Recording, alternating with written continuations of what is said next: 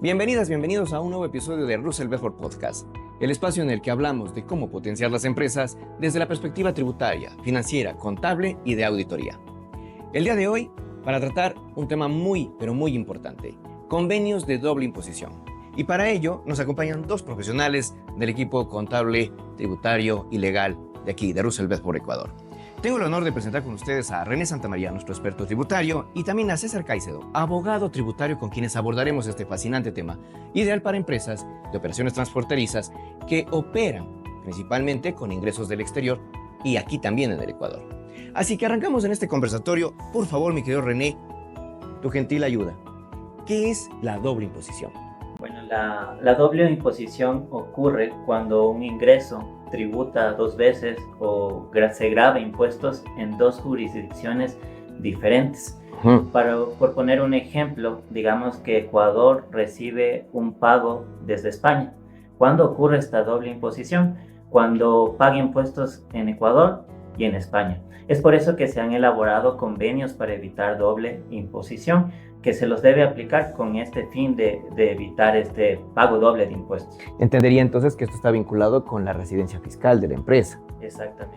Y para mi querido César, ¿por qué se vuelve un problema para las empresas, principalmente internacionales? Claro, ahí me gustaría abordar mucho los temas en base a la residencia fiscal. Cuando yo tengo condiciones específicas de residencia fiscal y tengo ingresos grabados en esa jurisdicción, yo debo empezar a analizar cuál es la naturaleza del ingreso para esa jurisdicción.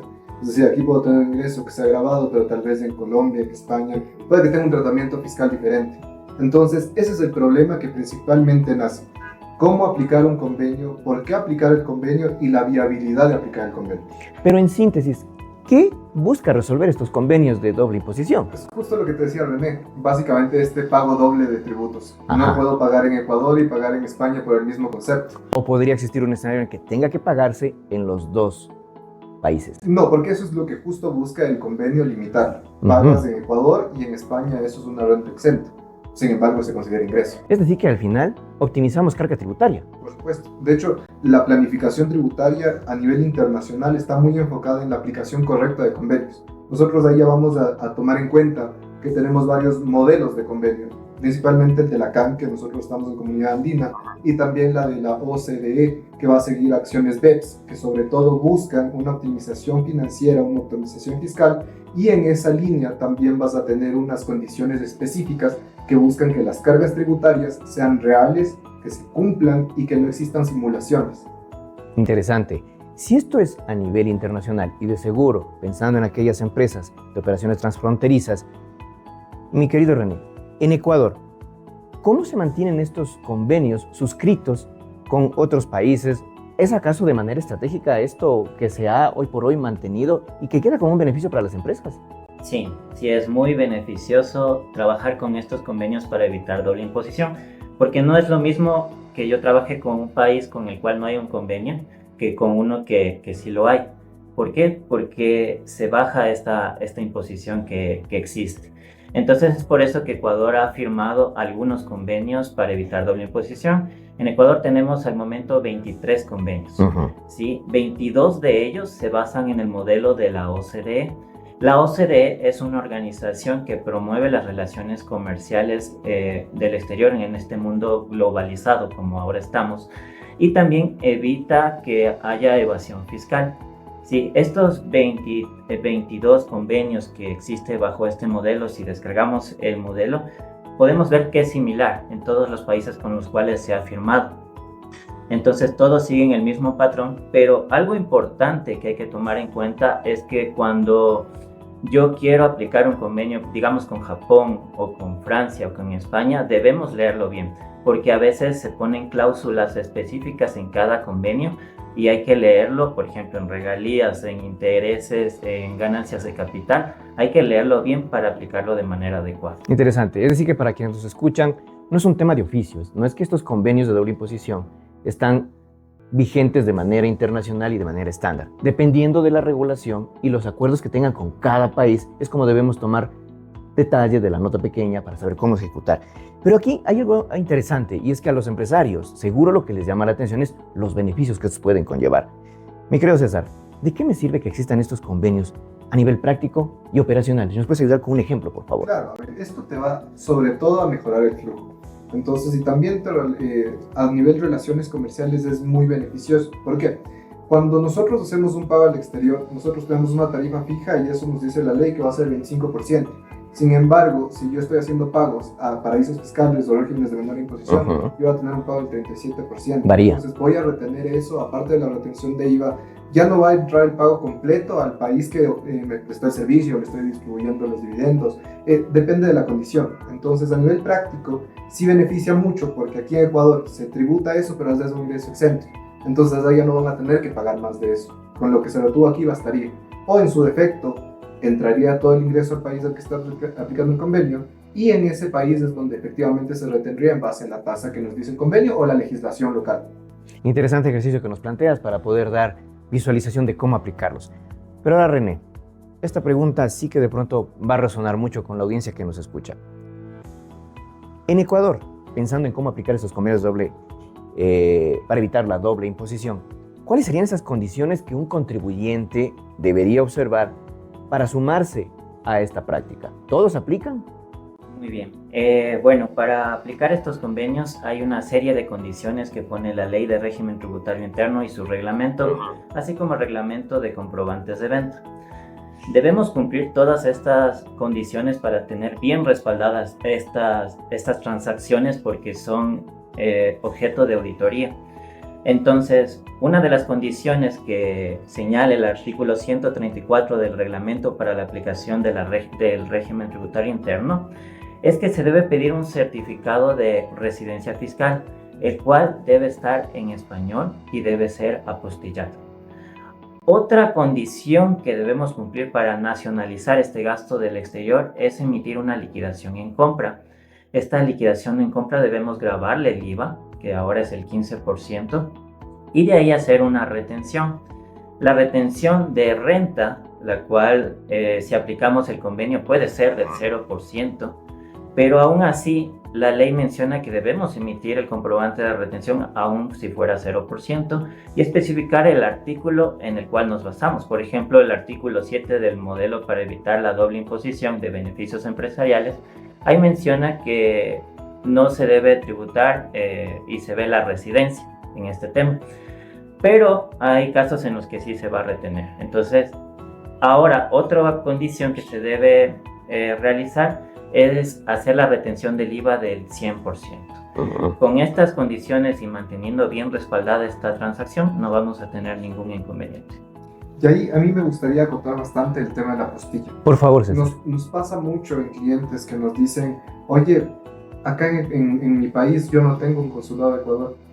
Y decimos, no, a ver, la ley nos dice es consularizado apostillado, pero en base a la apostilla nosotros tenemos el convenio que es a nivel internacional de la Haya. De la Haya, es Entonces, correcto. En base a ese convenio, el cual, claro, en las oficinas consulares se va hacia apostilla y el documento nos viene legalizado. Tiene validez. Correcto. Claro. Interesante alcance principalmente porque ya empezamos a ver de que es un tema de cumplimiento de normativa y requisitos. O sea, como contribuyente podemos aplicar. No hay una exención. Sin embargo, de seguro pueden haber errores. Y ahí, mi querido César, desde tu experiencia, ¿cuáles son estos errores comunes a los que se enfrentan normalmente las empresas por una indebida aplicación de estos convenios? No sé si nos puedes ilustrar, por favor, en este aspecto. Principalmente que no retienen las tarifas que tienen la obligación de retener. Entonces, si yo no aplico bien el convenio, hay dos opciones. Retengo el 25%, el 37% de acuerdo con la legislación local, o estoy aplicando un artículo del convenio que no pertenece a la transacción. Y eso es algo que el SRI todo el tiempo me está diciendo. Y todo el tiempo el SRI, cuando empieza procesos de determinación, auditorías tributarias, me dice, oye, dame todos los respaldos de todo lo que hiciste, dame tus contratos. Entonces vamos a revisar contratos y me dicen, no, esto no es beneficio empresarial, esto es servicio técnico. Entonces tendrías que retener este porcentaje. Entonces, el hecho de yo tener un convenio y de tener artículos que me especifican claramente qué son las condiciones que deben cumplir los servicios de lo que yo estoy importando acá, me obliga a yo tener un panorama muy cierto de cuáles son las transacciones que me establece el contrato. Y aquí también hay un tema muy importante que el SRI ahorita lo está tomando en cuenta. Si bien es cierto, nosotros no tenemos suscrito el modelo de la OCDE, Sin embargo, sí vamos para allá. Entonces, la administración tributaria siempre está buscando basarse en las acciones BEPS. Esto, como te comenté al inicio, son estas acciones para evitar contingencias, simulaciones, que exista trata de evasión fiscal. Esas simulaciones clásicas. Correcto. Que se hacen. Entonces, bajo esta premisa, el SRI lo que siempre busca es la sustancia sobre la forma. Entonces, busca la materialidad de la transacción. Y hay varios temas que más adelante te los abordamos con René, que sí nos hablan mucho de cómo está la administración tributaria en este momento y cuáles son las condiciones que deberíamos cumplir. Definitivamente, un cumplimiento de condiciones que de seguro debería motivar a que las empresas se acojan a estos convenios, pero pudiera existir en este caso, mi querido César, alguna empresa que diga no desearía acogerme a la ejecución de estos convenios. En tu experiencia, ¿se han dado esos casos? Es raro, porque generalmente las empresas conocen de los convenios y los tratan de aplicar. Sin embargo, y René me puede ayudar ahí, hay muchas veces a que a nivel contable, a nivel técnico, existe mucha disonancia entre lo que me dice la norma y cómo aplico a nivel contable, cómo hago el asiento. Entonces, tal vez René ahí nos podría ilustrar mejor cuál es el ejercicio práctico de esto. Por favor, René. Sí, hay ocasiones en que las empresas no los aplican. ¿Por qué? Porque hay términos técnicos que utilizan los convenios para evitar doble imposición que no son muy conocidos. A veces hay transacciones donde uno puede pensar que es una regalía, pero no es así. Sí, lo tratan como regalías, exactamente. Si uno va a las notas explicativas del modelo de la OCDE, podemos ver que no es una regalía. Por ejemplo, un servicio técnico entraría en beneficios empresariales. Entonces hay que analizar bien el convenio para poder aplicarlo. Entonces, ahí es cuando se necesita una asesoría para que las empresas puedan aplicar. Definitivamente, porque al ser un tema tan expedito sobre normativa técnica y identificación de qué aplica y qué no aplica, de seguro que con la mayor voluntad los equipos de contable y tributarios de las organizaciones lo estarían haciendo en su mejor forma. Pero este acompañamiento experto sí que va a ayudar a que precisamente no tengas estos errores. Y además las consecuencias, ahí no sé... ¿a qué se enfrentarían las empresas en el caso de tener una mala aplicación de los convenios? Claro, ahí me gustaría partir mucho de una analogía. Cuando tú vas a un abogado, por ejemplo, que se dedica a otro rama del derecho, un abogado penalista, tú eres víctima o parte procesal, dentro del momento dices, tú solucionas. O sea, yo soy el que está a cargo, soy el procesado, entonces mi abogado, confío en ti. Claro. Y nosotros debemos hacer eso. Entonces las empresas a lo que se encaminan es a eso, a tener un asesor que se encargue de decirte, oye, estas son las condiciones específicas que tiene tu convenio, estas son las condiciones específicas de las transacciones que tú tienes que aplicarlo así y tener la seguridad que si en algún momento llega el SRI y nos dice todos los escenarios que podemos tener, que principalmente van a ser auditorías tributarias, órdenes de determinación, determinaciones complementarias. Ahorita es muy en boga el tema de determinación complementaria, sobre todo porque las determinaciones complementarias ahora pueden salir a partir de reclamos administrativos. Entonces, es mucho la lógica de, primero, el análisis de plantear o no un reclamo, el análisis de hacer bien o no hacerlo bien al momento de la aplicación del convenio. Entonces, bajo esta premisa, los riesgos pueden ir desde una determinación hasta incluso defraudación tributaria, que ya estamos hablando de temas penales económicos que también realmente tienen una implicación muy fuerte, ya no solo para la compañía, sino también para representantes legales y accionistas. Definitivamente, miembros de directorio que tienen participaciones.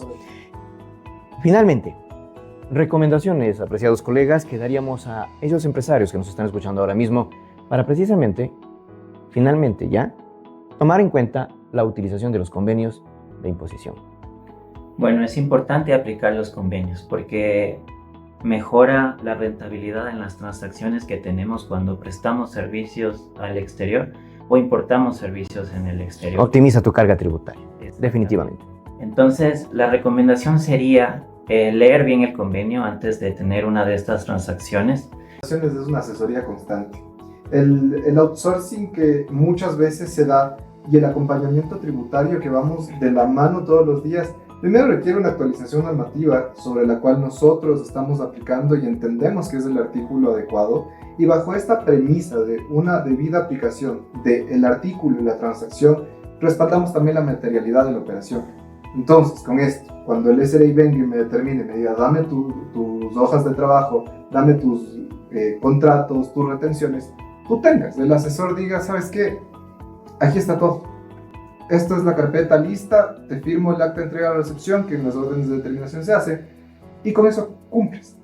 Y claro, cuando ya vienes y revisas el acta de determinación, ya vas a ver que tal vez el punto en donde te asesoraste puede ser muy diferente al punto en el que tú solo aplicaste un convenio, porque es importante asesorar para aplicar y diferenciarlo del solo aplicar. Y seguro que también tomando en cuenta la materialidad que has mencionado, también a nivel de transfronterizo, es decir, con países en donde se originaron, por ejemplo, precisamente estos ingresos, ¿no?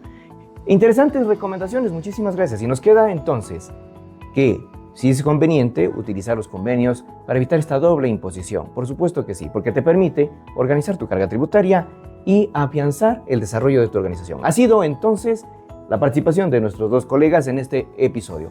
Continuaremos con más. Hasta una próxima edición. Gracias, queridos colegas.